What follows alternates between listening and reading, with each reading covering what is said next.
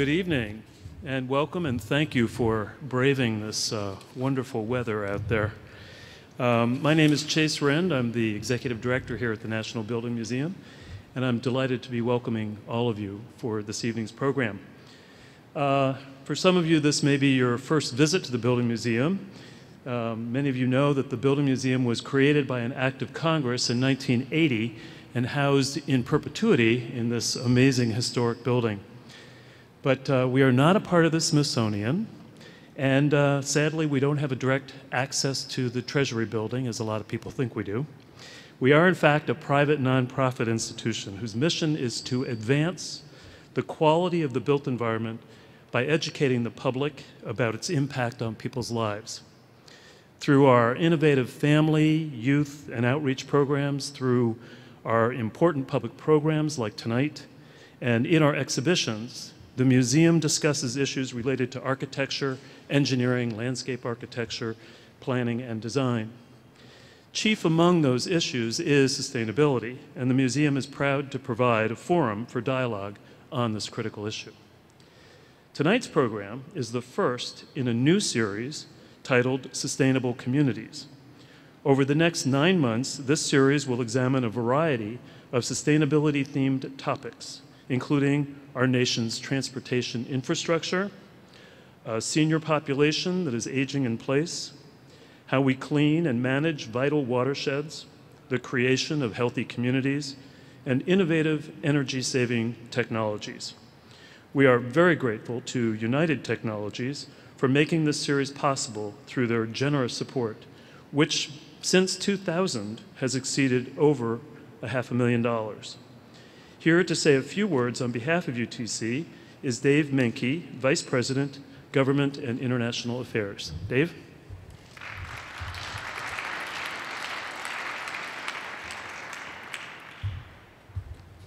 Thank you, Chase, and good evening. United Technologies is pleased to sponsor this series and proud to again be working with the National Building Museum, a partnership that began, as Chase said, in 2000 when UTC and Otis Elevator partnered to develop and tour the exhibit entitled Up, Down, Across, Elevators, Escalators, and Moving Sidewalks. Many people don't know United Technologies, so please forgive me a quick overview. We are a Fortune 50 Dow 30 company based in Connecticut, but we have offices in almost every country in the world. While you may not recognize the name United Technologies, you will recognize our companies: Pratt & Whitney Aircraft Engines, Hamilton Sundstrand, Sikorsky Helicopters, Carrier Air Conditioning, Otis Elevators, UTC Fire and Security, and UTC Power. UTC's philosophy about the environment is simple and stated in just 3 words: conservation without deprivation. You can see this in our own operations, where between 1997 and 2007, we reduced energy use by 20% and water use by 49%, while more than doubling our revenues. You'll find the same commitment to conservation in our products, which play an important role in buildings. Otis Elevators today use 75% less energy than comparable equipment from a decade ago. Carrier's SEER 13 cooling products require 20% less space, weigh 30% less, and require 40% less refrigerant than previous models. And UTC's fuel cells are some of the cleanest power generation technologies available today. We've been building fuel cells since the 1960s, when we developed them with NASA to help power manned space flight. Today they are used in a number of different applications, including on-site power generation and transportation like buses. Unlike the metro buses you had to dodge to get here tonight, the fuel cell powered buses make no noise, have no odor, at least on the outside, and emit only water. We build efficient products and reduce our own impact, not just because it is good for the environment, but also because it is good for share owners and brings real value to the company. It's about increasing efficiency and eliminating waste. A classic example of doing well by doing good. And there's lots more we can do. The fact that more than 90% of the total energy used in this country is wasted rather than becoming useful work means that the opportunities are enormous. Our sponsorship of this series comes through UTC's Sustainable Cities Grant Program, which supports the development and use of green building practices in urban centers creates new programs to educate the public about the need for more healthful environments, and protects natural resources. Other recent projects funded in this program include applying green building principles to historic preservation at President Lincoln's Cottage and Visitor Center here in Washington, D.C. with the National Trust for Historic Preservation, a partnership with the U.S. Green Building Council to develop and support Green Build 365, an interactive green building learning portal, and in New York City, a partnership to build innovative, environmentally friendly homes for low-income families with Habitat for Humanity. We are pleased to partner again with the National Building Museum and look forward to the upcoming lectures. Thank you.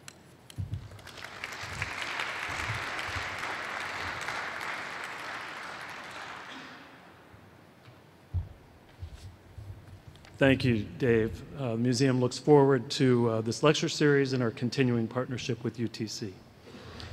We are really pleased to start off this innovative series with Jonathan Rose, a longtime friend of this museum. Jonathan's work focuses on integrating transportation, housing, environmental, and open space policies to create healthy, equitable metropolitan regions. With the mission to repair the fabric of communities, he founded Jonathan Rose Companies, a multidisciplinary real estate development, planning, consulting, and investment firm.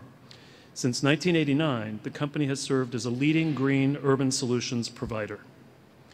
A thought leader in the smart growth, national infrastructure, green building, and affordable housing movements, Mr. Rose is a frequent speaker and writer. His firm's work in sustainably converting an abandoned amusement park into a livable neighborhood in Denver, Colorado, is a remarkable example of his firm's impact on the built environment. Highlands Garden Village, as it is known, is one of the communities featured in the museum's exhibition Green Community for its celebration of a rich past and integration of sustainable design. And I hope you all have seen that exhibition. It's located on the second floor in the corner over there. It's a terrific exhibition. Jonathan's innovative development, planning, and historic preservation work has won awards from a wide range of notable organizations, including the National Trust for Historic Preservation, the Natural Resources Defense Council, Global Green, USA, Urban Land Institute, American Planning Association, and the American Institute of Architects. In addition to serving in a variety of roles outside of his company, Jonathan chairs the Metropolitan Transit Authority's Blue Ribbon Sustainability Commission. On that note, ladies and gentlemen, please join me in welcoming Jonathan Rose. Thank you. You're welcome. So first of all, thank you all so much for coming out tonight. I know it's a climate challenge night, and that I really appreciate you showing up. And also, I really appreciate being here at the National Building Museum. It's really an amazing resource for the city. And if you haven't seen, how many people here have seen the Green Community Program, the exhibit? Oh, look at what a great audience you are. Well, you're very, very good. Well, if you missed it, it's really, really, it's a wonderful exhibit. And Dave, really thank you for UTC sponsoring this whole series and this exhibit. And the collection of organizations you're sponsoring, such as the National Trust, is a great, and the National Building Museum is a great collection of organizations. The mission of our firm is to repair the fabric of communities. I started the firm 20 years ago, and it came from this. This is a building in the South Bronx, and this photograph was taken not by me, but somebody else in 1980, and that was this same building in 1982, in 1984, and in 1986.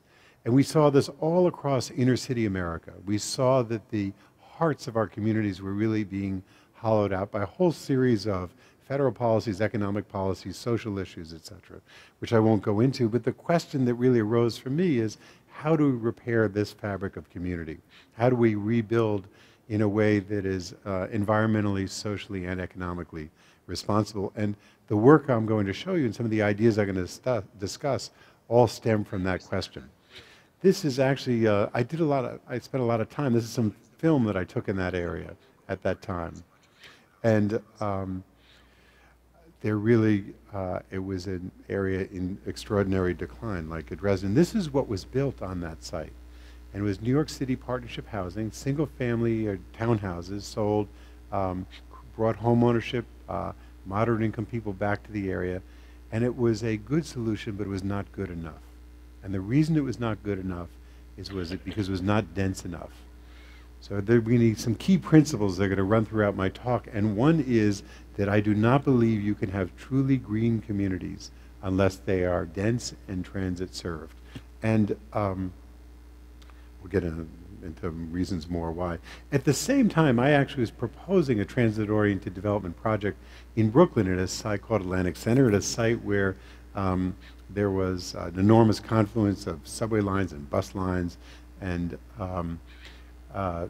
right near the Brooklyn Academy of Music, and it was going to be a mixture of office and retail and housing. And this project was stopped by a group of environmentalists, including NRDC. I serve on NRDC's board now. And so there was an interesting thing that happened in the mid-'80s, which is that the environmental movement thought that rebuilding our cities, having higher density, was a bad thing. And I kept saying, we have a choice. We can either have the tenants who are going to be here go out to suburban sprawl, or we can put them in where they're going to drive and ruin farmland, et cetera. We're going to put them in transit-based locations. And the environmental world at that time said, no growth. They, instead of saying, we're going to grow and let's figure out how to grow responsibly. So there's been a remarkable shift in attitude over those 20 years. Meanwhile, this is a chart of carbon emissions. We all know about climate change, and it goes from the year 1000 to the year 2000. You can see in the front is the amount of carbon emissions from humans in the atmosphere. In the back, it shows the temperature change. They're entirely related. And so there's no question that the impact on our climate is coming from the carbon that we've been emitting. And this has, as you know, many implications, melting of the polar ice caps. This is a projection. So here's current sea level of Manhattan, and here's the blue is what happens if sea level rises 3 meters or 5 meters. And most of our economic activity takes place along our coastlines. Our coastlines are incredibly vulnerable to climate change. And Christopher Toulouse here tonight is doing amazing work in the subject of resilient coasts and how do we build more resilient coasts and resilient communities. But the most important thing we can do is not build in the areas where we shouldn't be building. And we know that climate change has other impacts. So for example, Atlanta, which always had a lot of rain and water, all of a sudden, the climate has changed and there's been less rain and it almost ran out of water a year ago.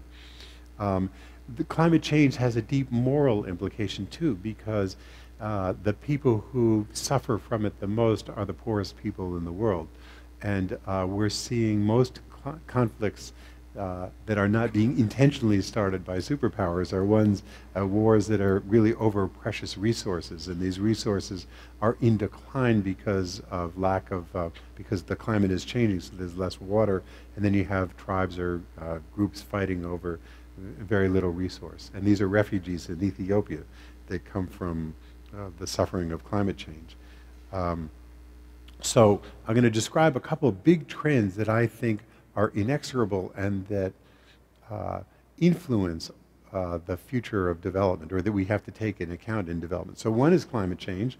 The other is peak oil. There are people on many different sides of peak oil, but this is a chart that projects the amount of oil in a variety of countries and oil-producing areas around the world, and then the dotted line says this is what we think global oil production is demand is going to be. And you see demand is going up and supply is going down, and that means two things.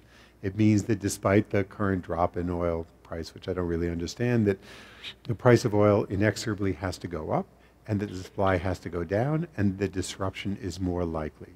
And so it's a factor that we need to take into account more and more in our future. Now, there's a public policy response that, and so if you look at, these are years 2002 in the bottom to 2020, worldwide fuel economy, and look at European Union, Japan, China, all these parts of the world which are, have very high miles per gallon requirements relative to America. We're at the bottom line.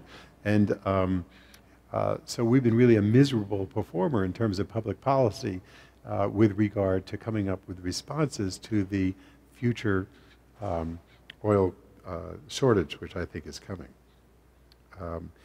So another trend is population growth. This chart shows that America is projected to grow by 90 to 100 million people by the year 2050. The deeper the blue on this chart, the more the rate of decline in population. The deeper the red, the higher the rate of increase in population. And you'll notice that the deepest red is in areas often in the southeast, southwest, where there's the least amount of water, where there's the highest, or the coasts of Florida, where there's the highest vulnerability to rising sea level, where there's the most need for air conditioning, and where there's the least mass transit. So these are really the worst places to be growing, but that's where America is currently on the course for growth. And this growth, as you know, is devastating our landscape.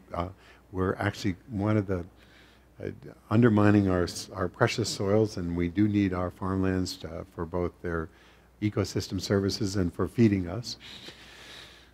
The other thing that this does, it has another effect on low-income people. This is actually an offering brochure I got. So Phoenix is in the center, and about 60 miles to the left and right are these two low-income housing projects, which somebody was trying to sell me, one in Apacheho Junction and one in Buckeye. And these are about as far as you can be from employment, from schools. So when you put a low-income person in these locations where land was very, very cheap, you condemn people really to a lack of, and their children to a lack of opportunity. Across the bottom is a list of all the many major cities in America. And then the bottom part of this is the percentage of income for a working class person spends on housing, and the top part is the percentage they spend on transportation. And if you look at the very top line, they're all spending between 54 and 61, 63% of their income combined on housing and transportation. But look what a big chunk is spent on transportation, and in many cases they're spending more on transportation than they are on housing. And so what this really tells us, so we have to stop thinking in sectors, in components like housing versus transportation, and realize that they are completely interdependent.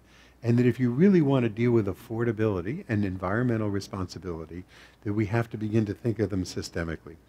So, putting these together, here's the New York metropolitan region, and those areas in yellow are the areas in which in the year 2000, commuters spent between $0 and $600 getting to work a year. And the red is where they spent over $3,800. And there's the same number for 2008. And what you can see is the people who live farthest away from the core of downtown, farther away from mass transit, are spending much more money on commuting. Again, remember from the previous thing I showed, we in the past have tended to put, it was called driving to qualify. We've put a lot of our people who live farther and farther away for affordability, but all of a sudden that's worked against them as a strategy. So another factor is globalization. And globalization, so for many years, America and New York were the financial center of the world. That's no longer the case, and we're competing with Dubai and India and China and London and many other, we've globalized not only financial resources, but financial services. And so cities that are not, and metropolitan regions that are not designed to compete globally, and one of the most important aspects of design to be able to compete is connectivity, are going to be less prosperous in the future. At the same time, we have a dramatic increase in the cost of commodities, which underlies the cost of all our buildings, cost of concrete, cost of copper, etc.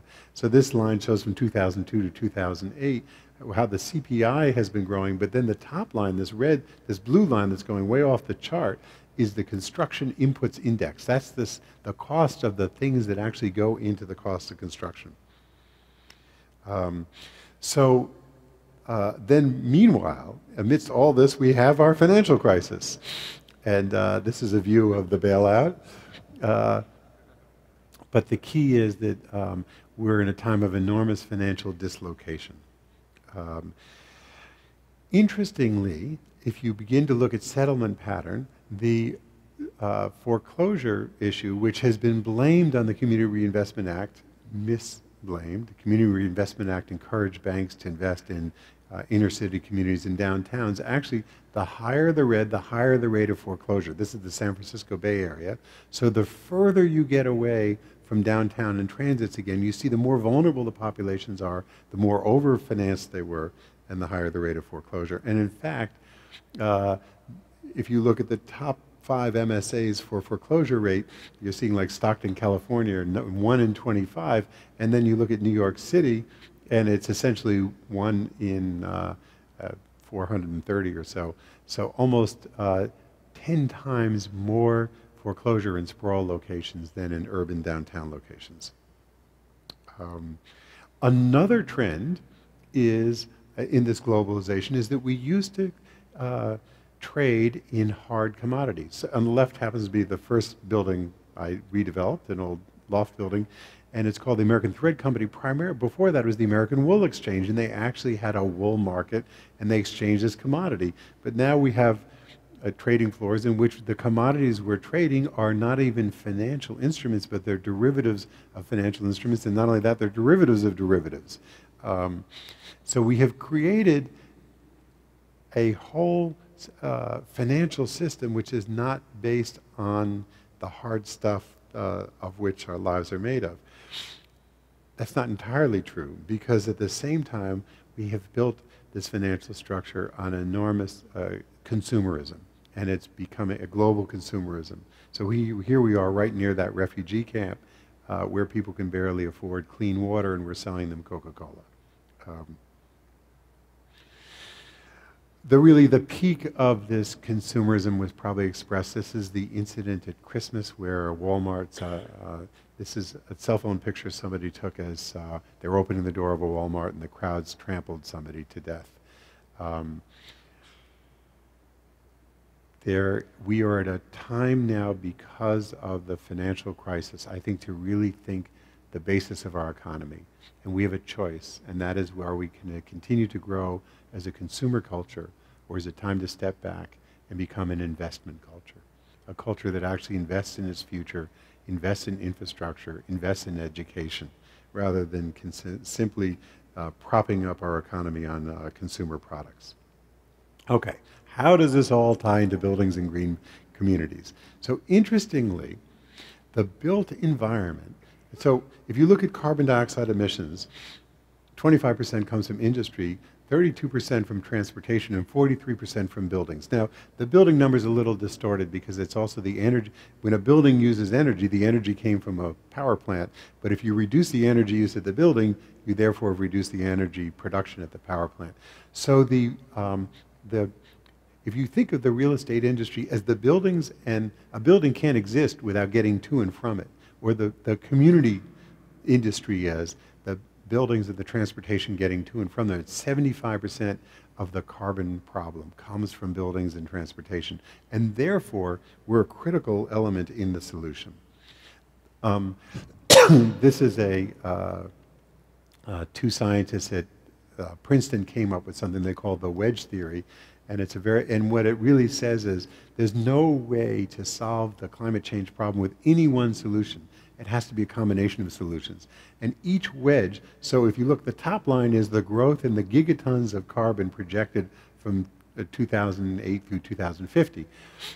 You can knock off 1.7 gigatons through improving building efficiency, 1.4 through transportation efficiency, renewables, carbon capture and storage, a whole variety of solutions. You need them all to turn down the projection of increased carbon into the atmosphere. So, for example, a typical single-family house uses 115 million BTUs of energy, but it takes 125 million BTUs of energy to get to and from it for the cars and school buses and all that, for a total of 240 million BTUs. So you can green the house, and you can green the car getting to it. You can make it hybrids and cut the energy used by some, but if you take that same house and put it in an urban location, still single-family house, but in an urban part of a city, simply because the kids are more likely to walk and bike to school or take a school bus, and more trips are shorter, and there's more use of mass transit and walking. You cut the energy use to 143 million BTUs, make it urban and green, and it's a third of the energy use of suburban sprawl. Make it urban, green, and multifamily, and it's a quarter of the use of suburban sprawl. And so to me, one of the most critical things that we need to do in terms of national policy in the next year is really redirect all of our federal programs that influence transportation and housing and climate and redirect them to the right-hand side of the chart. We need to be making our Fannie Mae, Freddie Mac, HUD credit enhancement programs, tax credit programs, etc., all focus on urban, green, and multifamily. And we really need to stop subsidizing suburban sprawl because it's environmentally irresponsible. And this actually shows just another way to look at the same information. It's the gigatons of greenhouse gas per people on the left chart that shows in low density versus high density, and you see the amount that comes to transportation, building, operations, and materials, and the bottom line is that there's much lower gigatonnage per person in a high density development. This, by the way, American suburban sprawl pattern is being exported around the world. So if you look at this highway system in the very center, you see the dragons? This is actually from China. And so what we do here has enormous influence around the world. The solution is, first of all, we need to develop higher density, greener communities that are gathered around mass transit. And this is a map of the transit system of the New York MTA. I happen to chair the MTA's Commission on Climate Change, and on Thursday we're coming back to Washington to release our report, which we spent a year and a half writing on how one greens a transit system. And two things became very clear to us. Number one is that the transit system itself is the key determinant of the greenness of a region. That the more you can get people out of cars and connected by mass transit, you cannot green a region without that. And then secondly, we can green our buses and our subways, and we can use smarter technology, and there's a whole variety of things we can then do to reduce the environmental impact of the system itself. And the system has to become more fine-grained, has to have more diversity to it.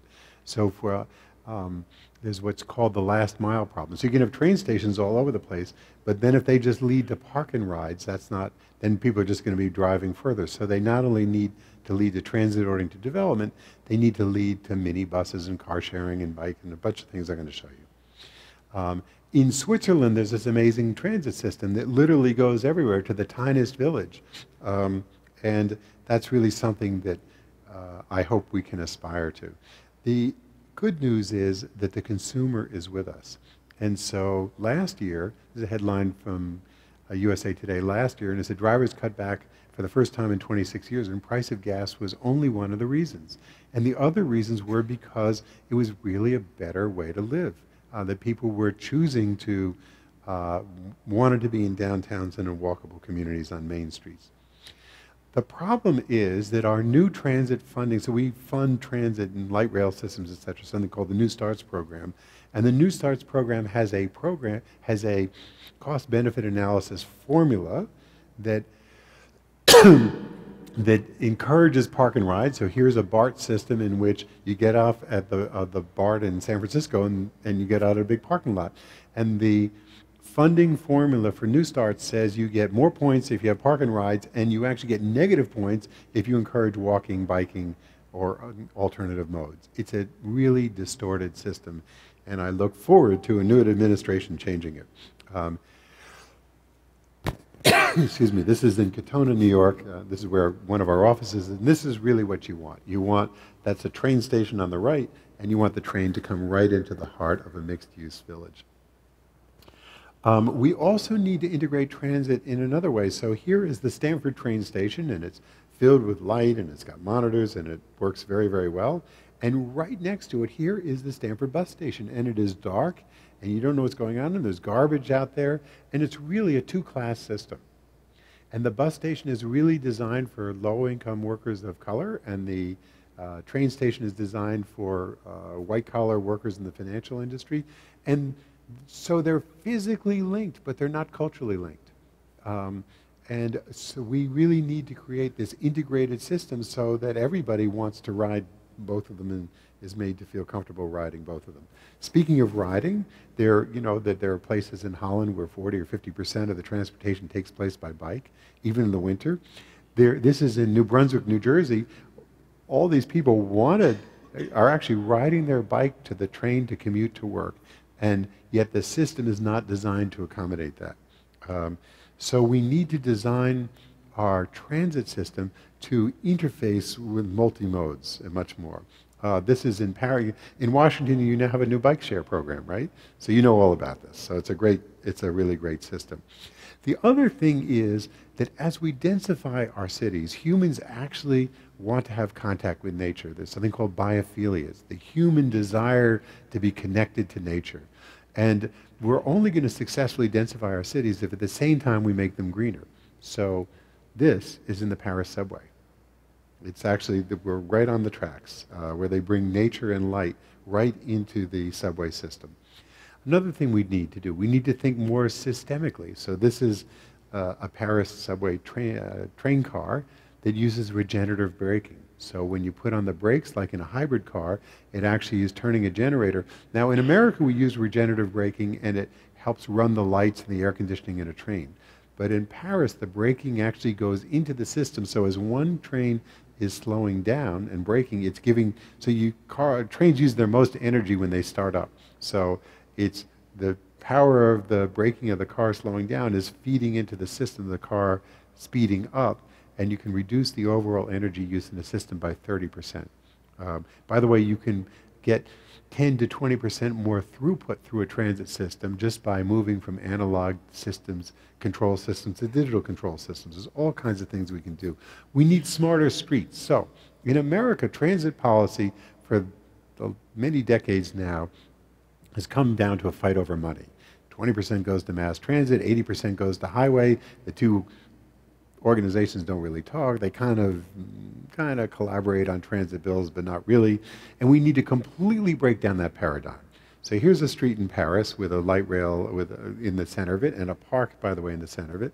So we need to move to what are called smart streets. And these are streets that have bike lanes built into them, and bus rapid transit lanes, and mass transit down the center of them.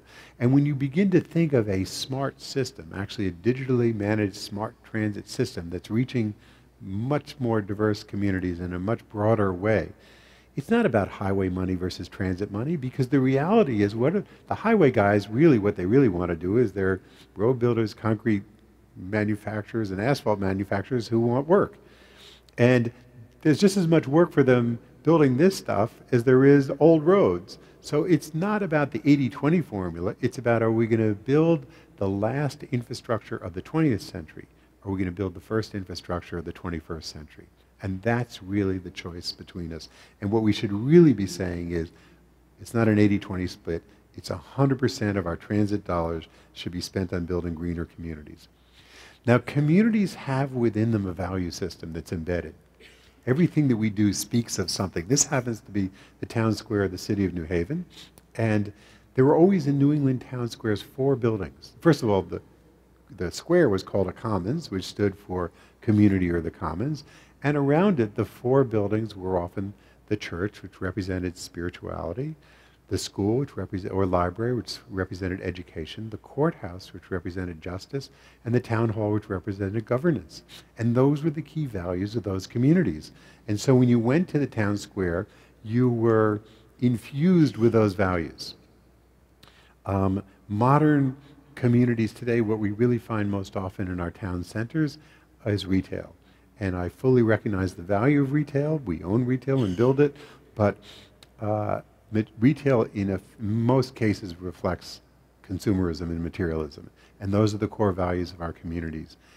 It's an important part of our community. It is not a sufficient value upon which you build a culture and a really green community. And so I think we need to think more about the public realm and even the spiritual realm as much as we do the economic realm. Green buildings. So I'm now moving there. I started kind of with some global issues, and then I've moved to kind of regional infrastructure issues, and now I'm working down into green buildings themselves. So this is the greenest building I know. and it's an igloo, and it's not green because it's made out of snow and ice, but it's green because it's a perfect example of integrated design.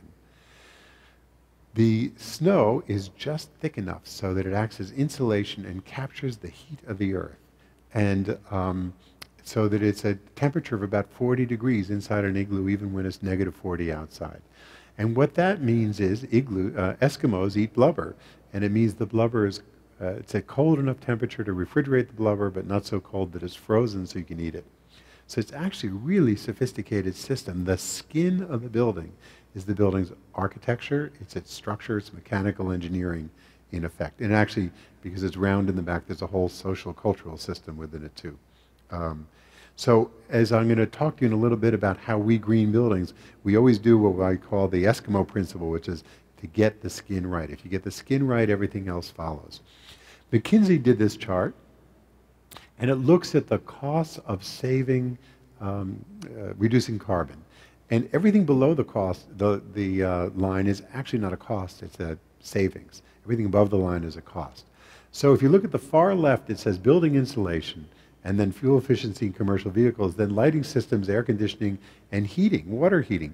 So in the building industry, the most cost-effective, highest payback, profitable things one can do to deal with the issue of climate change are all in the building realm, except for commercial vehicle fuel efficiency. So we have a tremendous opportunity. And here's another chart that shows options that cost less than $50 a ton, lighting, electronic equipment, HVAC equipment, just another way of looking at another way of looking at the paybacks that come from investing in the greening of buildings. And the greening of buildings create green jobs. And one of the great things about green jobs is they're all here in America, and this is certainly a time in which we need more jobs.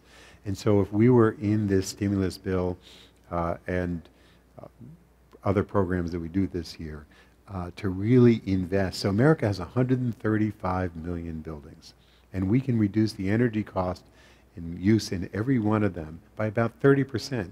Through some very simple things: insulation, weather stripping, in some cases new windows, changing boilers,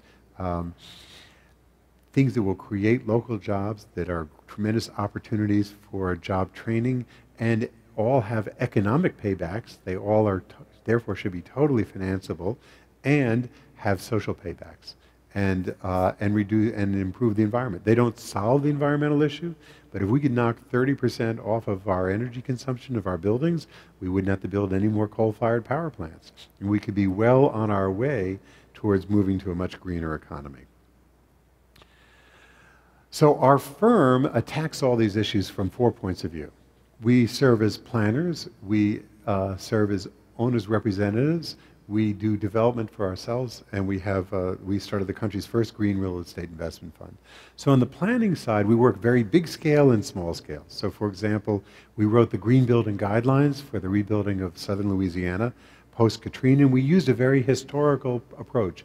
We looked at systems such as sun shading and tall natural windows and ceiling fans. There's a whole lot of local practice that in buildings that were built before there were air conditioning that made a whole lot of sense, that were mold-free, that were for climates like southern Louisiana. And so then we extracted out of those principles for the rebuilding of new buildings. We really, I said, as we densify cities, we really need to bring nature into the city. So this is the South Bronx. This is the Bronx River flowing through the South Bronx. It's a whole corridor. One of the things our firm is doing is working with the South Bronx Greenway to figure out a sustainable plan, an economically sustainable plan for how to make this greenway work throughout the South Bronx. What that means is that area rebuilds. It means that people will have access to nature. And this desire, this biophilic desire, this happens to be in Philadelphia, you see it all over the place, this desire for people to have more contact with nature in all kinds of ways. Another example of planning work we did, this is actually in East Hampton. We do a lot of work in affordable housing. And the community there said, well, there's no place to put affordable housing. We said, take this old gravel pit, which is on the left, and you can put a town square around it. And notice we, by the way, put in a bike lane, and you can put affordable housing above local serving retail. And that, I actually believe, looks better than that. that the after is actually a better condition.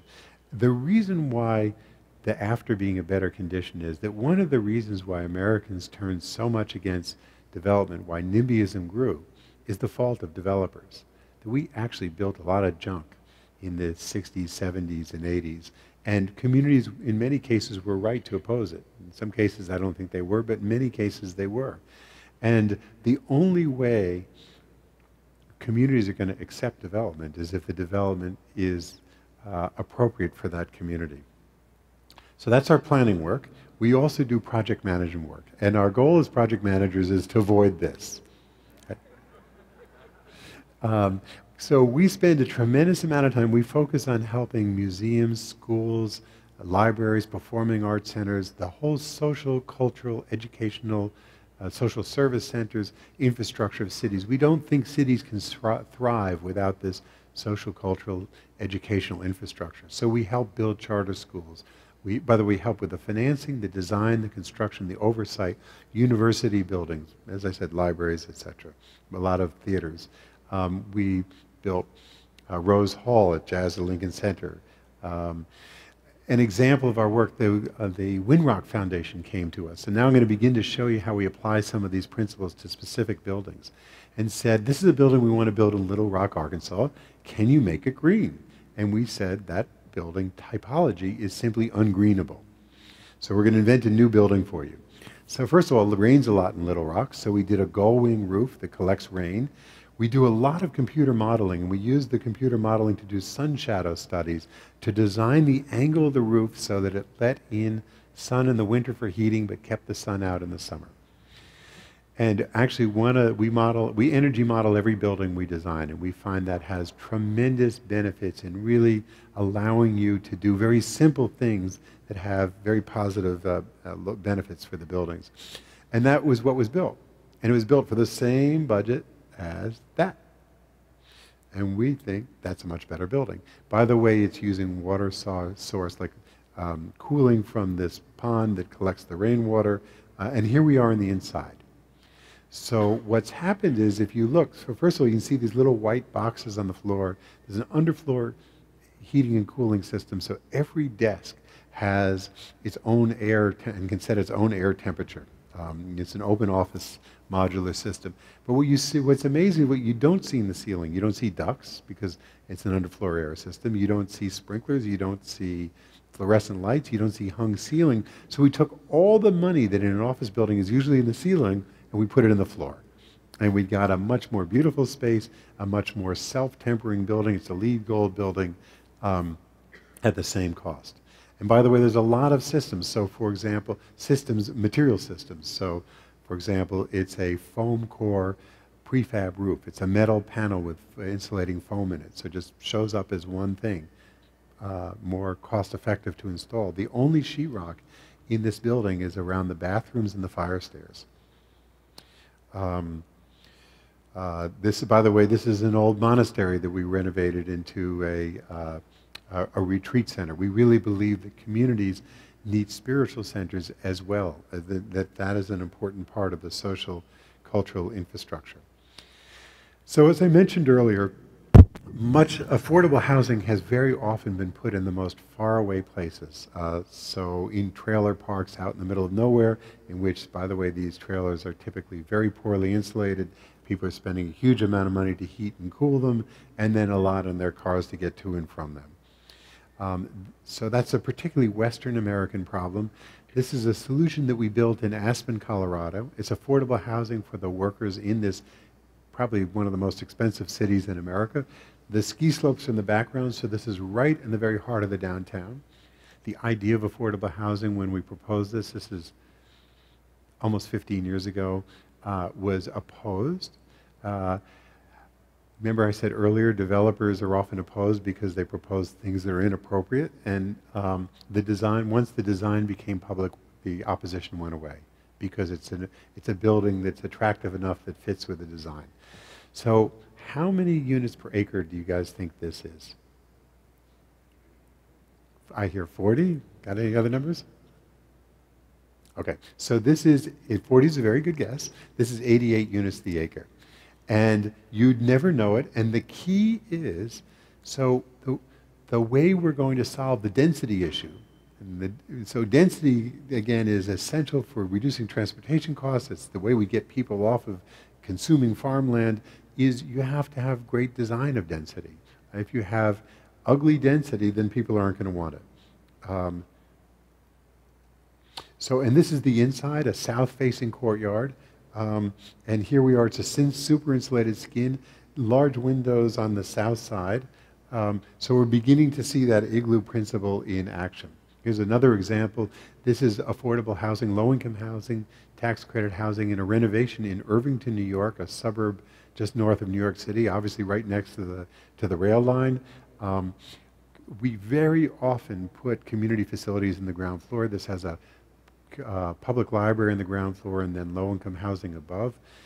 Another critical thing are federal housing financing systems are really designed to house affordable housing and not to rebuild communities. And so it's very hard often within the structure of affordable housing financing to also finance community facilities.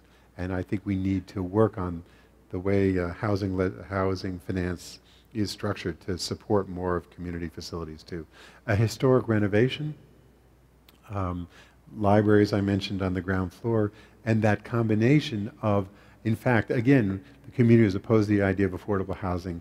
When we proposed affordable housing and the library together, all of a sudden the community reimagined what affordable housing was. They saw it as a local service the way library was, and the community 100% backed the project. So here, we're using as insulation, cellulose blow-in insulation. It's a recycled product. It's recycled chopped up newspapers. It is a very good sound absorber. And remember, we're next to a train station, so that matters. It's a much better acoustic absorber. It's a much better thermal insulator than regular insulation. It doesn't cost any more than regular insulation. It's the recycling of a product, and it is fireproofed with borax. Now, one of the problems in low-income housing is insecticide load.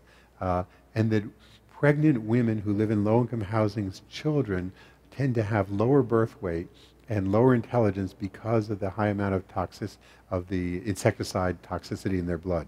If you can reduce that, studies have shown intelligence and birth weight goes back to normal. So here we have a material that is doing all these things and is improving the health of the occupants without spending a penny more. And this is really critical. We typically will spend no more than 1% of a building's budget to make it pretty green. It's not about spending more money, it's about spending more thought. It's about integrated design. It's about having simple pieces do multiple jobs. This is a project that is in the exhibit called Highlands Garden Village, and it's an attempt then to put many of these pieces together to build a community. So the first thing is we said it's an urban infill project in Denver, Colorado, and the first thing we said is, all right, we are going to create density, but we're going to do it around gardens. And so there's this whole network of parks and gardens that weave throughout the project. We chopped up it was an old amusement park, we chopped up the old foundations of the buildings, turned it into road base and reused it. That, by the way, saved us from gravel mining, it saved us from diesel trucks going in and out of the neighborhood, and it saved us $80,000. There's a water shortage in Denver, and I noticed that the sidewalks, which had grass and trees along them, were using a lot of water. So we replaced them with a xeriscape. Xeriscapes are low water using, and cut the water use, and you didn't have to mow it, and you didn't have to use pesticides, and it's pretty ugly. So that's not good enough. So we brought in Denver Botanic Gardens, and they helped us design these, and now these really work. And they're much more attractive and much lower operating costs. As a matter of fact, we have almost no operating costs because we created a garden club, and we really have the local residents do all of the gardening. And we have then expanded the whole way we use this natural system throughout the project. So we have our water detention ponds now are swales that run through the project. This is a supermarket that sells affordable health foods. And literally, when I was sitting here waiting for this program to begin, I got an email that told me that this afternoon it received a LEED Gold rating, which we're very pleased about. And it's day lit. Anyway, there's a whole retail portion to the project. So if you look, those are sunshades. That's on the south side of the building. So to put sunshades up on that building cost $48,000. To put solar sunshades cost $88,000. Those are solar sunshades. So they're both shading the sun and making electric power from it. But we were able to get a 50% credit from the state. So the 50% of 88 is 44. So we were able to get solar-powered sunshades for $44,000 versus just regular sunshades for $48,000. So it's actually 10% cheaper to also be creating green power. I've spoken often about how I believe communities need cultural elements, and so we restored an old theater on the site, and we hold a whole lot of programming. This is in the plaza in front of the theater, where on Friday nights we have outdoor film night. There's actually a picture of a graduation of kids. We built a K-8 charter school. Also, I really believe the communities need spiritual spaces. So we took an old carousel building and put a walking labyrinth into it and made it the contemplative heart of the community. I'm going to walk you through some other projects. This is in Albuquerque now. So here we are. This is an overview of the region. Santa Fe is in the upper right and Albuquerque is in the lower left. There's a rail line that just opened connecting the two. And as we zoom into downtown Albuquerque, so there's the rail line, and you'll see the heart of the downtown, just the way I opened this show with a picture of the South Bronx, parking lots, empty areas, the hollowing out of our cities. The rail line stops, the buildings in the upper right is the transit center. And so we're redeveloping this project will go into construction in about 3 weeks. It is a low-income housing tax credit, actually mixed income housing, designed to LEED Gold standards. And we're using these incredibly innovative windmills to provide part of the power. What's particularly innovative about them is the surface of the windmill is solar. So it's not only generating wind power, it's generating solar electric during the daytime too. And the interior courtyard, another project so all of our work is by transit. So this is and the point of this is to show there are a variety of conditions around America, and we can do a variety of densities, a variety of building types that all deal with transit. So here we are next to the Stamford, Connecticut train station. Again, an existing empty space, and we're halfway through construction of this, another low-income housing tax credit LEED Gold project. One of the things we really believe is in creating connectivity, and this is an area that was, although literally a block from the train station, disconnected in part by a very narrow sidewalk. So I don't know if you can see that the light poles even go through the middle of the sidewalk. So we're replacing that with this community park, and then a much wider street with a double alley of trees that entice people to walk to the train station. And again, we're doing the same thing. So we always try and learn things from projects and reuse them. So we had to do excavation, brought out a bunch of rocks, chopped them up, made them. In this case, actually, we're using the chopped up rocks from the foundation that we took out of the foundations to be our gravel that we're using in building the mat foundation for the project. We're doing a whole cluster of work in Harlem and the South Bronx. So this shows some of the buildings that we're doing in that area of New York City. This is a project that is now complete, but I want to show you another construction type. So earlier I was showing you wood frame building. These are block and plank, a very affordable way for building urban buildings. And we apply this in a new way. Here's the building.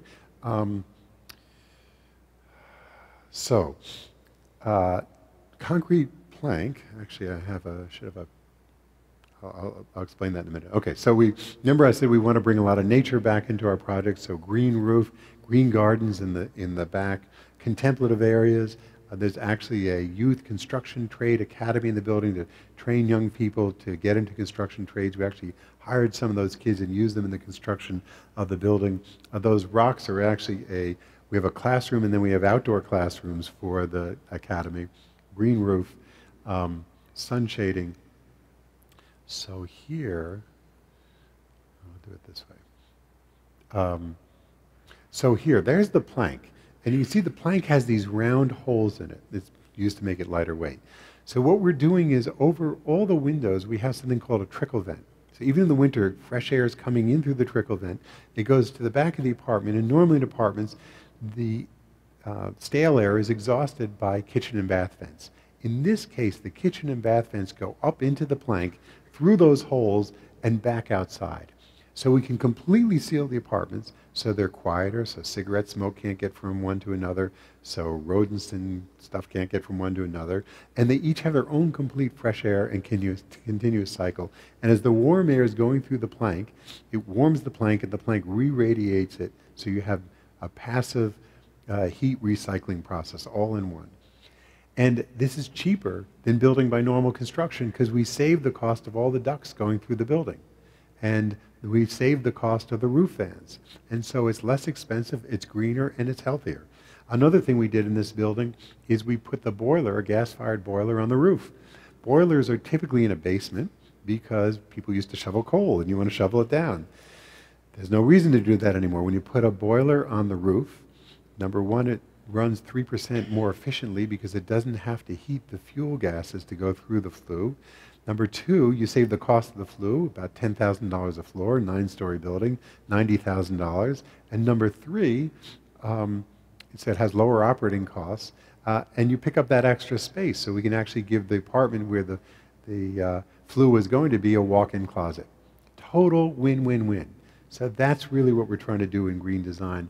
And that $90,000, by the way, we then, so see these sunshades that are then actually reducing the heat gain in the summer on the apartments. They're sticking outside the building. Actually, I'll go back. You can see them there. They actually add some texture to the facade. Those cost $85,000. So in effect, getting rid of the flue paid for the sun shading. That's the Youth Construction Trades Academy. So I'm just going to show you a couple more projects and then we'll go to some questions. So Via Verde, this is a competition we won in the South Bronx to build a really green building. And you can see the red line. It's a triangular, long north-south site, abandoned. So the first premise, so these are some of the sketches it took as we trying to figure out the design. So the first premise was it's north-south, so we should be taller in the north and shorter in the south so that we can get as much southern sun into the project. And this design began to evolve as we figured out the density and the unit type. And eventually, this isn't exactly the final design, came to this tall tower and then the building kind of cascading down and then turning around in itself, creating protected private interior court spaces. And we then programmed a series of green roofs on these cascading that go from private, so meditation garden in the top, to very, very public action amphitheater at the bottom. And then we did a mix of different building types. So we have low-income housing rental, we have middle-income live-work co-ops, and then we have for-sale townhouses in the low-rise. So one of the things we're trying to do is increase natural ventilation. So we have this building type in the live-work units. So there's a workspace downstairs, and then a stair that goes up, and then this. So this is an apartment. So it's basically a 2-floor apartment. And then the bedroom's upstairs, and you can see how the air can flow through.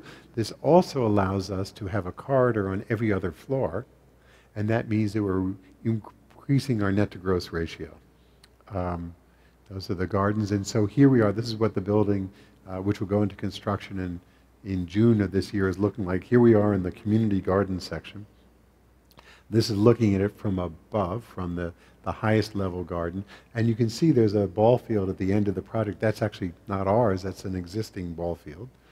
The black panels are solar panels, so we're using the south faces of the building to generate electricity. We're using a rain screen product, so it's an innovative skin. And,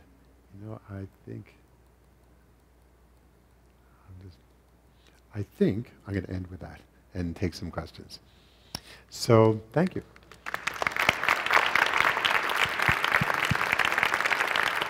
So the first hand is over there.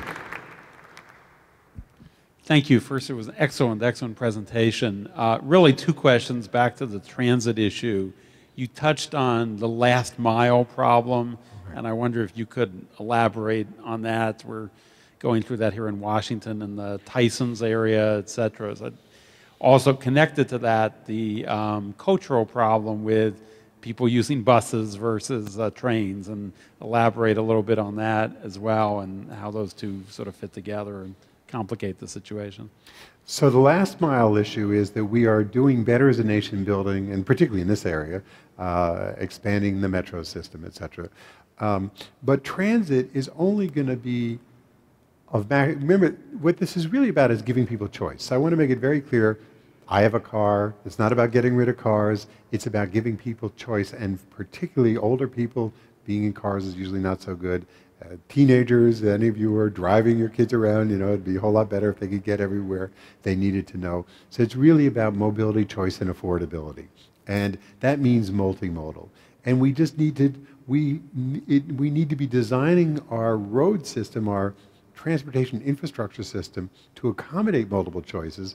And then we need to fund things like bus systems. I'll give you, so going back to Aspen, about when we built that project, they were having this terrible problem of it was impossible to find parking in the downtown. So one day they simultaneously introduced two things: paid parking, and the paid parking paid for minibuses that then toured the nearby residential neighborhoods. And when you called a local number, the minibus driver, you didn't get a dispatcher, you got the driver himself. So you could say, he'd be on a route through your neighborhood and he'd say, I'm 5 blocks away, or you could say to him, I'm coming out, I'm a little late, would you wait for me? And you could talk to the driver, you could say, like, I broke my leg, would you mind turning up the street and picking me up? And it works magnificently. So what happened was, the day after they introduced the minibus, people stopped driving to the downtown, creating all these parking spaces that only the tourists were dumb enough to pay for paid parking, and that paid for the locals to have free transit. There's no one perfect solution, but we need to think of integrated solutions like that that are appropriate for every community. And part of it is we have agency issues. So you'll have the bus company separate from the transit company, or the transit company's regional and the bus company's county, or there's a whole lot of institutional barriers. But it begins with thinking of them holistically and then designing for them. So you said the cultural issue.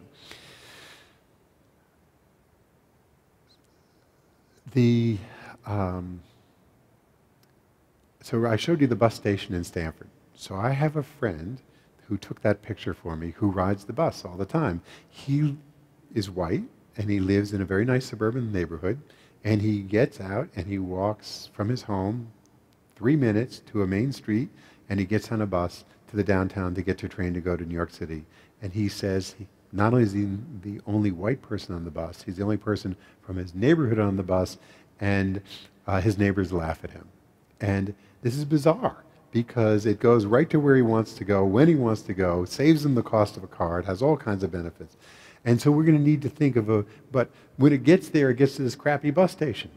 And so we're going to need to design bus and other transit systems in ways that are more appealing. Now, I have a slide that I didn't show, but from San Francisco, where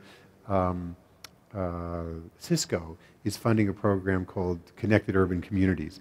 And there's a new bus they've designed that is very hip. It's got all these monitors. It's got wireless inside it. And it's a place that, frankly, a lot of middle-class white Americans would want to be. It's kind of designed for them. And that kind of bus system will help overcome the bias against buses, probably. Yes? Hold 1 second.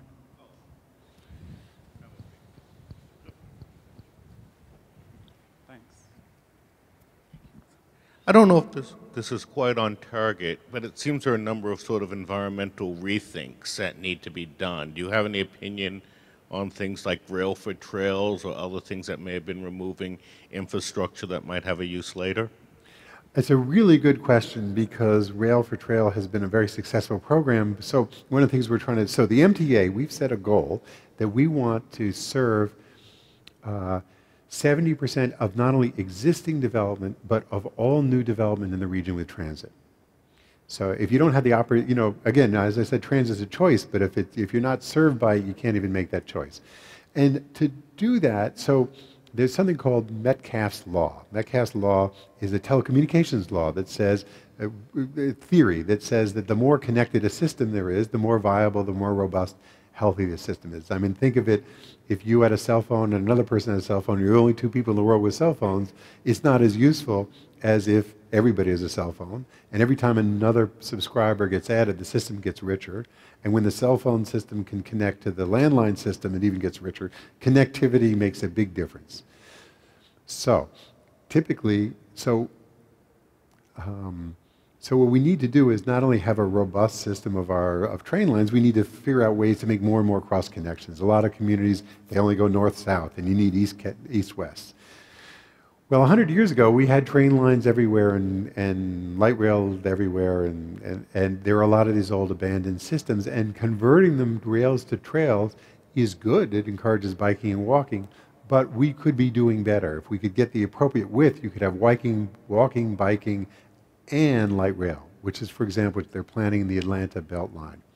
And that will allow this interconnectivity that will allow it to make it much easier to get from one place to another. So it's about the enriching. So I deeply believe we need to enrich the interconnectivity of our transportation networks, that the best place to find those connective pathways are old train lines. They're usually in the right places, and we need to reinvigorate them.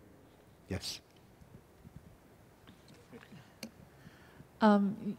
I agree with your argument that we have to invest in urban density and public transit. The thing that I hear over and over again from friends who live out in the suburbs is that, well, inner city schools are bad. Mm-hmm. So hand in hand with the investment in infrastructure, I think we need to also see an investment in education and education reform and beefing up inner city schools so that people move back into the cities. So I totally agree, and you mentioned, at least 4 or 5 times I said our cities need a social, cultural, educational infrastructure. But in part, we also need to overcome some myths. So that inner city schools were bad, but there are the charter school movement, the magnet school movement. There are a lot of great urban schools in America today. They're not all perfect. They're competitive. You can't always get into them. But we are beginning to make strides in that area, and we need to continue. And one of the things I believe is we need to be, we live in a departmentalized world. So there's the Department of Education, there's the Department of Housing, HUD, etc. We need integrated funding schemes so that when you're rebuilding a community, you can be building mixed income housing and building better schools at the same time. Yes? Hold on one second. Let me bring a microphone, please. Thank you.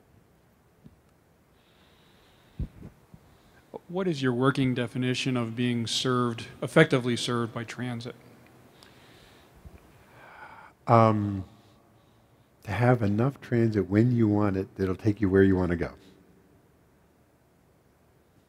By the way, somebody was telling me recently that, so when I leave here, I'm going to take the Excel and go back to New York, and somebody, which now runs every hour, and I was talking to Bob Yarrow from the Regional Plan Association. He said, with these few improvements, etc., we could get it to run every half hour. And then he said, and with these few improvements more, I think within 10 years we can have it running every 15 minutes. And getting from New York to Washington in an hour and like 48 minutes or something like that. It's like astounding. I mean, I think if you had trains running, the high-speed trains running between, and he said, by the way, it'd be New York to Philadelphia, it'd be 35 minutes. If you had an under 2-hour trip running every 15 minutes, that's more than I think I need, but I think we completely changed the paradigm of how those two cities interconnect. Yes? You've mentioned that you build high-density, affordable housing. How do you deal with the parking? Do you unbundle it? Do you charge more for it?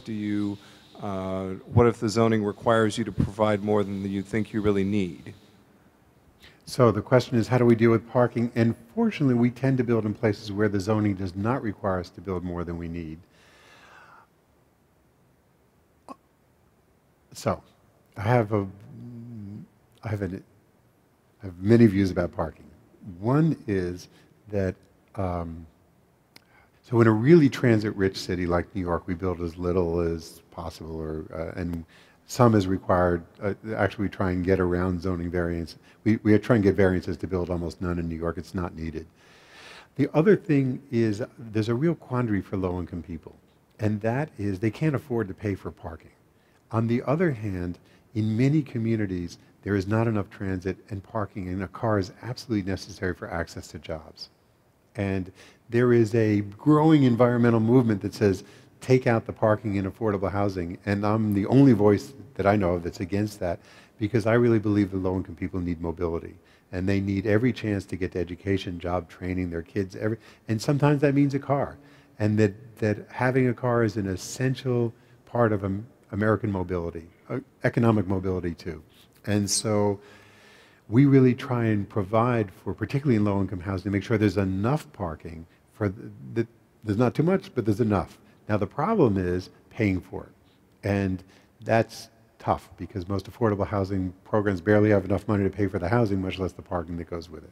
And so, for example, in the Albuquerque project I showed you, we're very fortunate to get a separate grant from the city to pay for a parking garage that will be adjacent to the affordable housing. Even though the housing is right next to transit and walking to the downtown, I want to make sure those people have another way to get to work if they need it.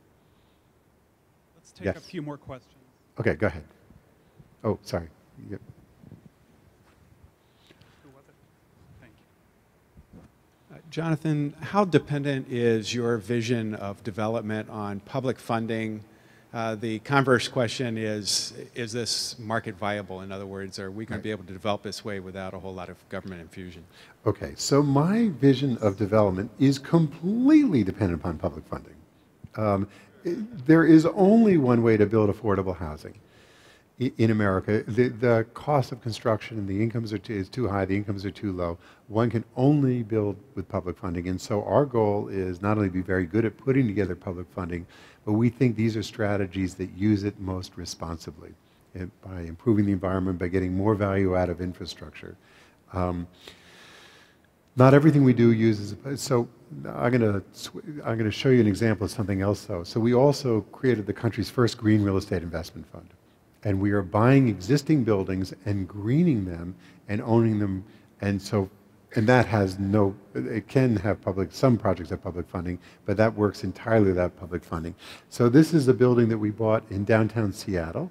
It's in the very heart of the downtown. That's lower right chart is something called the Walker's Score, and it's in Walker's Paradise. There's a website we can go and it shows how connected it is. So 1920s building was really a historic renovation that we did. We did a lot of, one of the things we do, by the way, is we do tenant surveys to see how, in this building, you can see how many people are going by bike and walking, carpool. Only 16% are driving to get to the building. Energy modeling to come up with a strategy. There was, I don't have much, unfortunately I don't have the interior pictures in this, but essentially we took a building that was 68% occupied, and by greening it and then leasing it to green tenants, it's now 98% occupied. We took the rents from $16 a square foot and raised them to $24 a square foot. And in the same time we built a community. So it's filled with all these tenants that are doing these great green things. They now hold a party almost once a month. That's the open house of Green Party for downtown Seattle. And so in this economic climate where occupancy vacancies are going up, ours are not. So we think actually if you combine community building and greening on the market rate side, it also has tremendous benefits. Yes? Hi. So I realize they're your competition, but when you talk to fellow developers or builders, do you appeal to their profit motives, to their ethos, to their environmental consciousness to convince them to go outside and do something differently than what zoning already allows them to do? Because all the stuff, clearly, you've gone through the hard work of making these things happen when the zoning didn't permit it by right. What do you find the most persuasive arguments to your counterparts to get this kind of development done? Well, first of all, a lot of this does exist by right as zoning. We actually have a practice, although we do change zoning, We don't change zoning against the community's wish. Life is too short to get into fights. I mean, there's no fights anyway. So we try and really do something we think is consonant with the vision of a community. The development community is changing extraordinarily quickly. And I co-chair the Committee on Climate Change, Land Use and Energy for the Urban Land Institute. And through the Urban Land Institute, I've seen the developers' interest in greening and mixed income dramatically grow in urban infill. Partly that's where the market is. Partly my uncle defines a developer as somebody who risks everything he has for something he doesn't need. So developers are developing not just to make more money. Most of them, after a few projects, have enough. They're developing because they actually want to create something. Now, many of us may think you may have many views about what they're trying to create, but many developers actually have a pride in what they're doing. And as these ideas become more accessible to them, there's a hunger to achieve those. I'm also seeing in older developers a desire to leave a legacy, or older developers whose grandchildren are saying to them, why can't you do something good for the earth? So we're seeing a wide variety of motivations. The economics are part of it, but they're not all of it. And the truth is, economics are purely a mental construct. There is nothing such as inherent value. There is no reason why oil was $140 a barrel one day and 4 months later is $40 a barrel. It is purely a mental projection about what markets truly are. And so developers, everybody uses economics to justify why they do things. But the reality is we are not pure economic beings. We move from value systems. Sometimes it's greed, sometimes it's fear, and sometimes it's altruism. And what we're seeing is that the shift towards the altruistic side, people need permission, unfortunately, in this society to be more altruistic or to have a more inclusive view.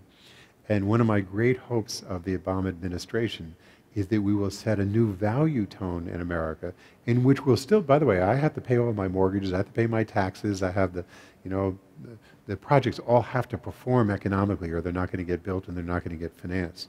But there is a difference in an underlying value system, and I am finding the development community more and more aspires to that too.